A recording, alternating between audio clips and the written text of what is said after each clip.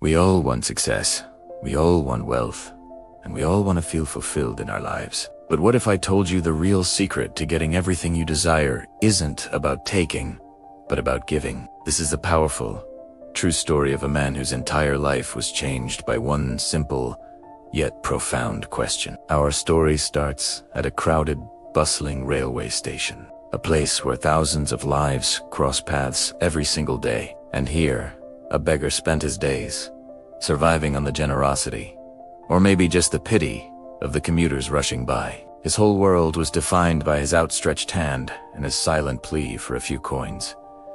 He didn't know any other way to live. One morning, he saw a man who just radiated success. This businessman was perfectly dressed, carrying a briefcase, and he walked with an air of complete authority and confidence. The beggar, sensing a potentially generous donation, moved towards him. "Sir, please, can you spare some change?" he asks, his voice low and practiced from years of repetition. But the businessman stopped. He looked at the beggar, not with pity, but with an intense curiosity. He didn't reach for his wallet. Instead, he delivered a challenge that would completely shatter the beggar's reality. "Do you always just take from others?" The businessman asked. "Have you ever, in your entire life, given anything back to anyone?" The beggar was just stunned. No one had ever asked him a question like that. He mumbled that he had nothing to give, that he was a pauper, and nobody. The businessman nodded slowly. "I'm a businessman," he said. "My success is built on one single, unwavering principle. The principle of exchange. If you can offer me something of value, I can give you something in return. But if you have nothing to give, why should anyone give you anything at all? Pity is temporary. Value is lasting."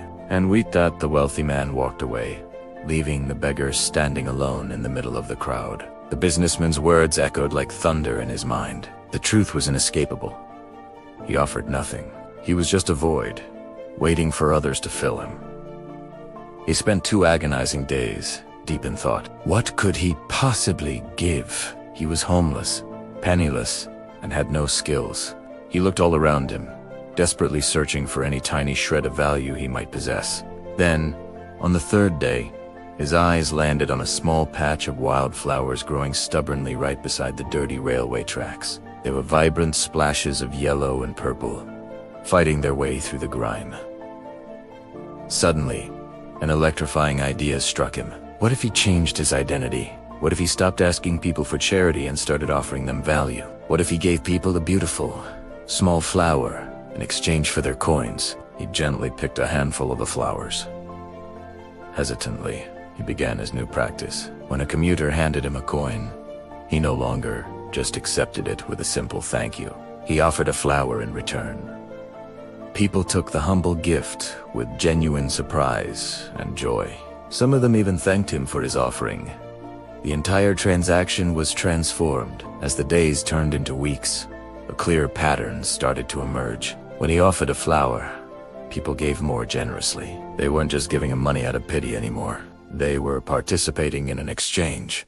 They were paying for the small moment of beauty he provided in their busy day. One afternoon, he spotted the same businessman again. But this time the beggar approached him with a sense of purpose. His back was straight, and his eyes were gleaming with a newfound dignity. "Sir, today, I have something to give you," he announced proudly. "If you give me money, I will give you this flower in return." He held out a perfect, blue bloom to the businessman. The businessman smiled, took the flower, and handed him a generous banknote. "You have truly understood the value of exchange," he affirmed.